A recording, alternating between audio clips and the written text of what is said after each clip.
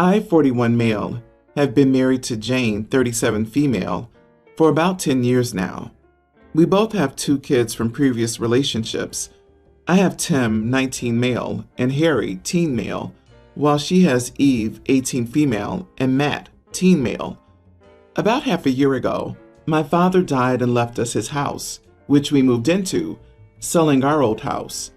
When we moved in, Jane began asking that I put her name on the house as well, which I refused since we agreed to have separate finances before we got married. Jane didn't like this and started acting out at home, not helping out, leaving the house for hours, and not responding to my calls or text. When I asked her why she was doing this, she said it wasn't her house, so she shouldn't have to help out. This didn't help my relationship with her daughter, who's never really liked me in contrast to her brother, who adores me and is best friends with Harry. She often shouts that I'm not her dad, so I should leave her alone, which is hurtful, but I just let it go. Still, it got to the point one day, Jane, Eve, and I got into an argument, and out of spite, I wrote Eve out of my will. If she wasn't going to see me as a father, then she wasn't entitled to my money. A few weeks ago, Eve had a festival and asked to use my car to go. I told her no, as I'd have to take the car to work. She asked why I didn't just take Uber, and I said that I had all my students' assignments and other materials in my car, so it's like convenient storage. She went into a mood and went to her room.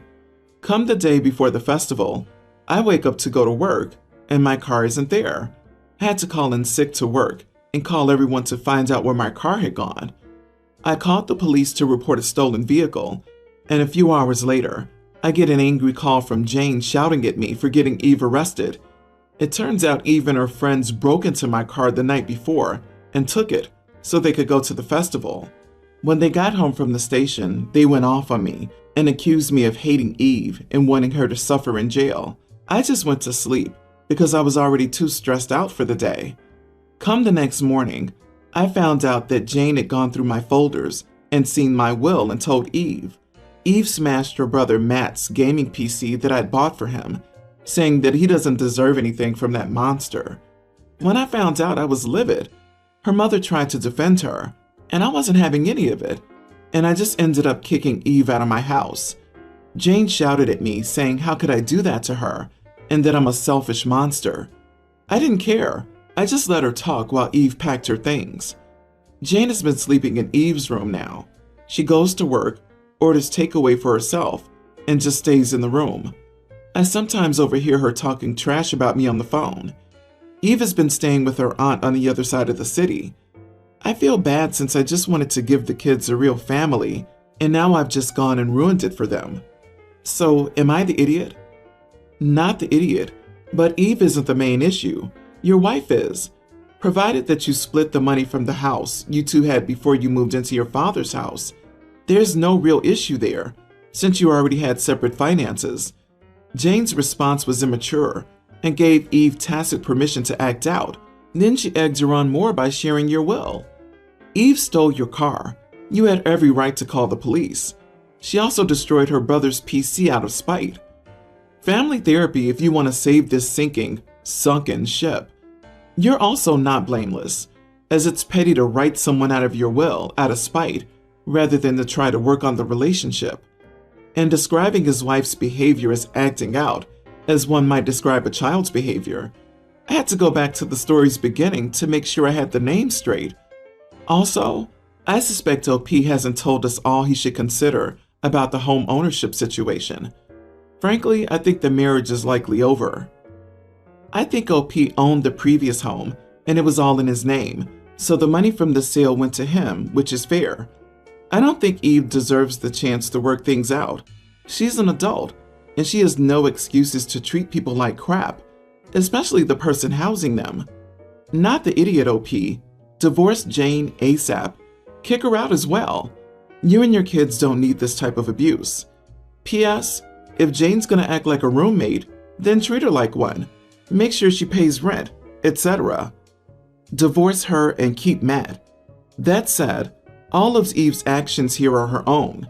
She's 18 and an adult, and breaking into and stealing a car and destroying a gaming PC, which can cost 1,000 to 5,000 pounds, plus, are all criminal offenses. Regardless of what's going on between you and Jane, she should not defend her daughter's criminal actions, especially stealing a car with student files in it and trashing her brother's computer. I let my friend and her boyfriend stay with me on Friday night because they were in the city to see a play. By the time it finished, it'd already be late, and they had a long drive home, so they were planning to get a hotel room or an Airbnb. Still, I told them that they could use my guest bedroom, and when they got back from the play, we got takeout. In my opinion, it was quite a good time catching up with my friend and getting to know her boyfriend. After eating, we chilled out to Netflix for a bit, and at this point, my leg began to have a flare-up. I was in an accident as a teenager, which left me with a messed up leg, so I can have horrible pain during a long day, or even just randomly.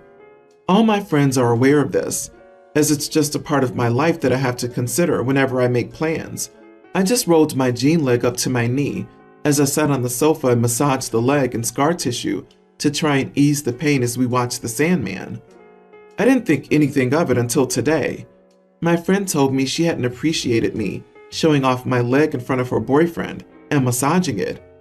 I asked her what she meant, and she seemed to be under the impression that I'd done it to try to catch his eye, which I laughed at as I was so shocked. I asked her how a lot of scar tissue was meant to catch his eye and reminded her I have leg flare-ups and I've been just trying to ease it. When she asked me why I hadn't gone into my room to do that, I told her because it's my apartment and we'd been watching something. It's not like I took my jeans off. I rolled the leg up. She wouldn't back down and demanded I apologize.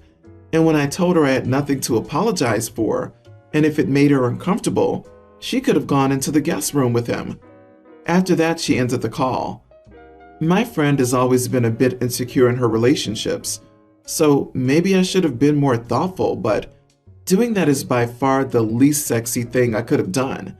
It never even crossed my mind that it may upset her at the time, and when I learned it did, she seemed confident I'd done it on purpose, and then demanded an apology, which made me less inclined to give one. I honestly didn't think that I did anything I should apologize for. Still, maybe I'm being too stubborn right now. Not the idiot. Her head would have exploded if you had been wearing shorts or a skirt. I've never heard of someone thinking that massaging scar tissue on the lower leg was a signal saying, "Hey, big boy, come and get it. But don't let him see your elbows next, you Jezebel." A calf? What is this, 1850? Your friend has a lot of nerve using your guest room and then telling you not to display your calf in front of her boyfriend. No wonder she's insecure in her relationships. Unless you belong to a religion or a cult that says women shouldn't show their calves to men, her reaction is way out of line. I don't really know the full details, but my son broke up with his girlfriend for college due to distance. He didn't show any emotions, but it was clear that he was a bit sad. I mean, I get it. They were together for 2 years and she was a sweet girl. I was also aware that they had planned on staying friends. Well, it's been a while since he left, and it's been pretty hard. He's having loads of fun though, I'm so glad. Anyways, yesterday, his girlfriend knocked at our door. I let her in and well, she just started bawling. Obviously, I comforted her and asked her if everything was okay, and she told me that she thought my son had found a new girl. I already knew because when my husband and I called him the day before, his dad made a joke about girls, and the way he acted seemed like there was someone. I didn't know what to say, so I just said I was sorry, but she kept crying and told me about how she didn't think he'd move on that fast, and how he doesn't talk to her anymore. She then showed me a picture of my son with the girl he apparently likes. My husband was uncomfortable, and my other son also had some friends over, so the situation was peculiar. And again, what do I say to that? I took her outside and told her that I was sorry, but maybe she should talk to her own mother or friends about this.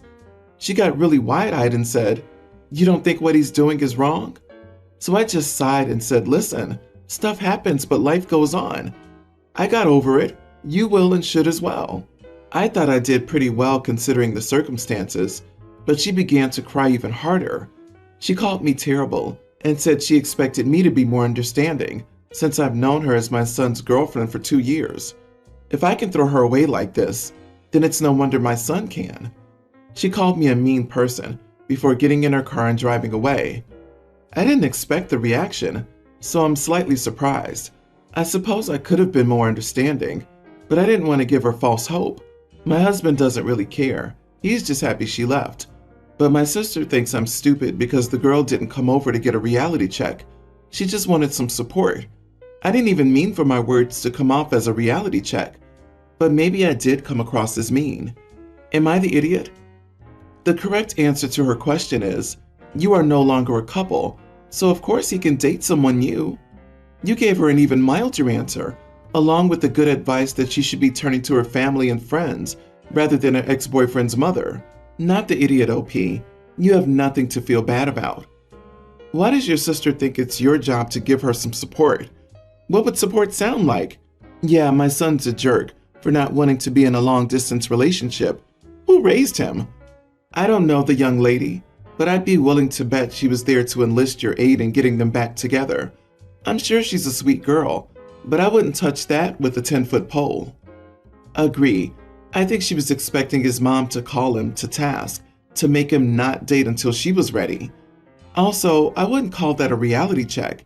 It sounds like you were completely logical and just stated facts. She wanted you to take her side over your own son. Nope, not gonna happen. He didn't cheat. He didn't leave her broke and pregnant, and he didn't assault her. He found another girl after they broke up. So normal.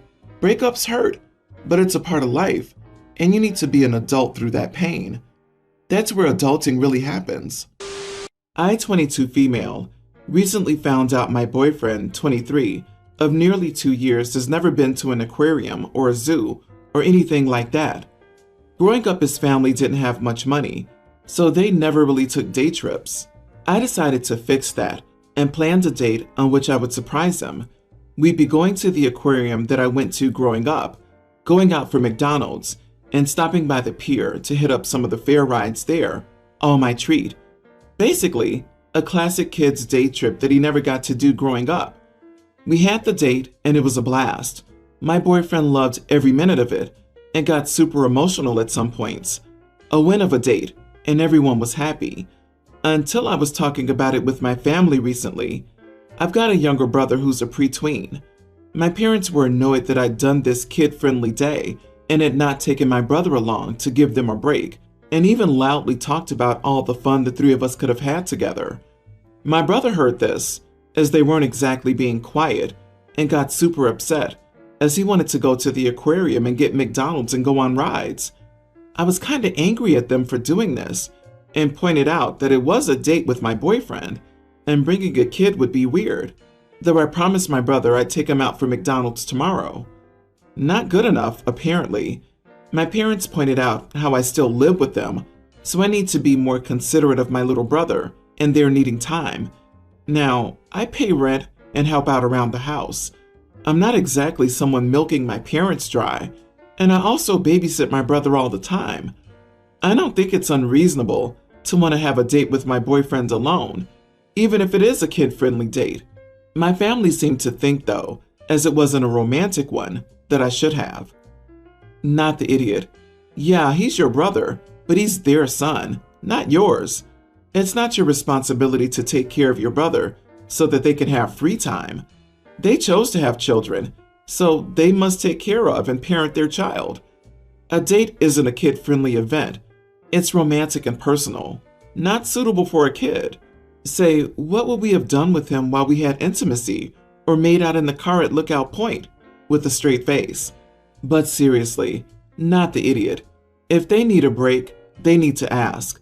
As you said, you pay rent, among other things. You're not a leech. OMG, it was a special day between the two of you. And if you want a special day with your brother, you can do that too, without your boyfriend. Or your parents could go to the aquarium with their son for some quality fun family time. The only way you solve this is by moving out, because your parents are already taking advantage of you, using you as free childcare in the first place. Please update us when you move out and they lose your free babysitting duties. I, female 30, recently inherited a terraced house from my late child-free aunt. With the housing market being what it is, I've decided to move into the house permanently for the foreseeable future. It's a lovely house in a nice area, so why not? It has a pretty neat driveway, but there's one problem. One of the neighbors, female 35, keeps parking in the driveway.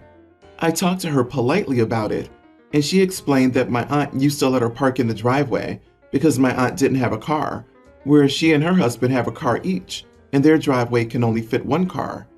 I don't drive either, but I don't want her parking there because I'm disabled and use crutches to get around. So when the neighbor parks in the driveway, the space around her car is quite narrow, making it very difficult for me to get to my front door and putting me at risk of injury. I tried to explain this to the neighbor and asked if she could please find somewhere else to park her car. She seemed to understand, but didn't promise anything. Well, she kept parking in the driveway. I talked to her again, and she said she couldn't park elsewhere because it would be too far to walk to their house, and she has 3 young children who frequently travel in her car. I got kind of annoyed because I felt like she didn't want to change her habits, but I'm a bit shy and not good at confrontation, and just told her I hope she could figure something out that doesn't involve parking in my driveway. Well, a few days ago, when I was coming home from work, she parked her car in my driveway again.